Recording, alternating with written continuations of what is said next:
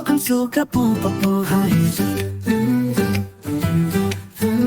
जंगल में एक पेड़ पर एक गिलहरी रहती थी। वह पेड़ की डाल पर इधर उधर फुदकती रहती थी। पेड़ से नीचे आकर अपना दाना चुगती थी। दाना खाकर पेड़ पर वापस चली जाती थी। एक दिन गिलहरी ने सोचा, यहाँ जंगल का खाना खाते खाते बहुत दिन हो गए, क्यों न शहर जाया जाए। गिलहरी शहर जाने के लिए एक सड़क के किनारे पेड़ पर बैठ जाती है। थोड़ी देर में वहां से एक ट्रक गुजरता है। गिलहरी उस पर कूद जाती है। ट्रक के अंदर सब्जियां भरी हुई थी, जो गांव से शहर जा रही थी। गिलहरी ट्रक के अंदर मजे से सब्जियां खाती हुई शहर में पहुंच जाती है। जब ट्रक रुकता है तो वह उतरकर पास ही में एक दुकान में घुस जाती है। दुकान में अनाज रखा था। गिलहरी वह अनाज खाने लगती है।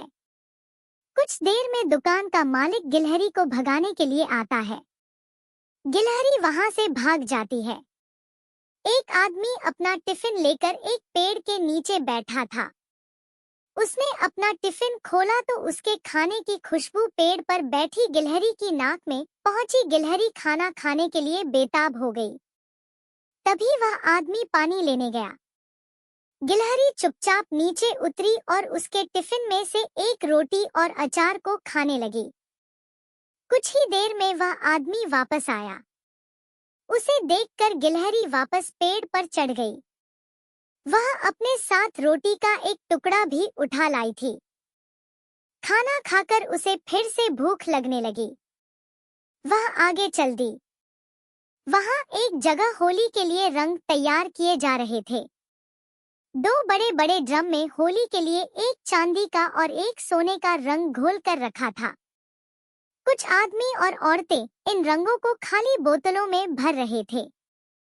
गिलहरी को लगा यह कोई खाने की चीज है। वह ड्रम के किनारे पर बैठकर उसे खाने की कोशिश करने लगी। उसने अपनी जीभ उसे चाटने के लिए आगे बढ़ाई ही थी कि वह ड्रम में गिर गई। ड्रम से सोने के रंग की कुछ छींटे पास ही काम कर रही एक औरत पर गईं। वह उठकर देखने लगी तो देखा ड्रम में एक गिलहरी पड़ी है और बाहर निकलने के लिए छटपटा रही है। उस औरत ने और लोगों को बुला लिया। तभी उनमें से एक बोला, इसे जल्दी से निकलो, नहीं तो यह मर जाएगी। एक आदमी ने एक बड़ी सी रंग छानने की छलनी से गिलहरी को बाहर निकाला और वहीं पास में एक और रख दिया। गिलहरी वहीं बैठी रही।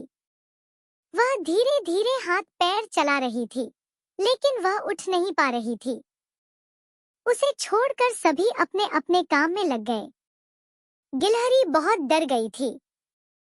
कुछ देर बाद उसका रंग सूखने लगा, जहां वह लेटी हुई थी। कुछ देर में वहां तक धूप आने लगी। धूप के कारण उसका रंग जल्दी से सूख गया। गिलहरी उठी और धीरे धीरे चलकर आगे चल दी। वह आगे जा रही थी।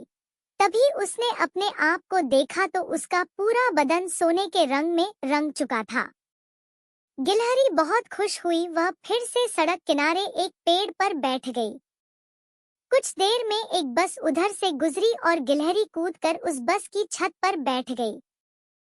शाम तक वह बैठी रही। शाम को बस जंगल के रास्ते से गुजरी, लेकिन तेज स्पीड बस से गिलहरी उतर न सकी।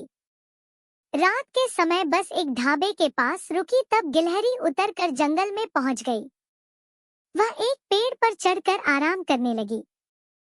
सुबह की पहली किरण के साथ उसकी आंख खुली। अब वह जंगल में इधर उधर खाना ढूंढने लगी। जंगल के सभी जानवर उसे देखकर हैरान थे। तभी एक कबूतर उसके पास आया और बोला, गिलहरी बहन, तुम कहां से आई हो? गिलहरी ने कहा, मैं दूर परियों के देश से आई हूं।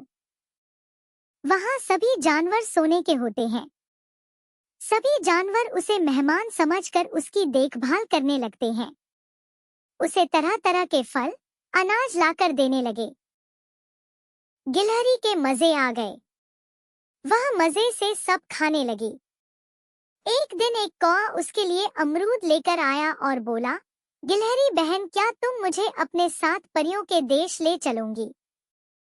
मैं काला हूँ। यहाँ सब मुझे चिढ़ाते हैं। मैं भी वहां जाकर परियों के जादू से सोने का बनकर आना चाहता हूँ। यह सुनकर गिलहरी हंसने लगी। ठीक है, मैं अपने साथ ले जाऊंगी, लेकिन तब तक तुम मेरी सेवा करते रहो। बेचारा कौआ उसकी बातों में आ गया और उसके तरह तरह के अनाज, दालें, फल लाने लगा। एक दिन गिलहरी हरी हरी घास पर कूद कूद कर खेल रही थी। तभी आसमान में काले काले बादल छा गए और तेज बारिश होने लगी। गिलहरी ने इधर उधर देखा, लेकिन वहां कोई भी पेड़ नहीं था।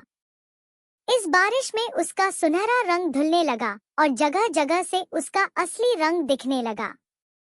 बारिश रुकने पर सभी जानवर उसके पास आए। उनमें से एक सियार ने कहा, भाइयों, इसने हम सीधे सादे जानवरों को बेवकूफ बनाया है। इसे सजा मिलनी चाहिए। गिलहरी ने रोते हुए कहा, नहीं, मैं सच कह रही हूँ। ये तो यहाँ का खाना खाने से मेरा रंग फीका पड़ गया। सभी जानवर उसका विश्वास नहीं कर रहे थे। तभी कौआ बोला, इसने सबसे ज्यादा मुझे बेवकूफ बनाया है। इसने अपने साथ ले जाकर मेरा रंग भी सोने जैसा करने का वादा किया और रोज मुझसे नया नया खाने का सामान मंगाती थी। कुछ देर इसी तरह भीड़ लगी देखकर जंगल का राजा शेर वहां आया। उसे देखकर गिलहरी कांपने लगी, क्योंकि अगर शेर को उसकी चालाकी पता लग गई तो वह उसे खा जाएगा। शेर ने पूछा तो गिलहरी ने सारी बात बता दी। यह सुनकर सभी जानवर हंसने लगे।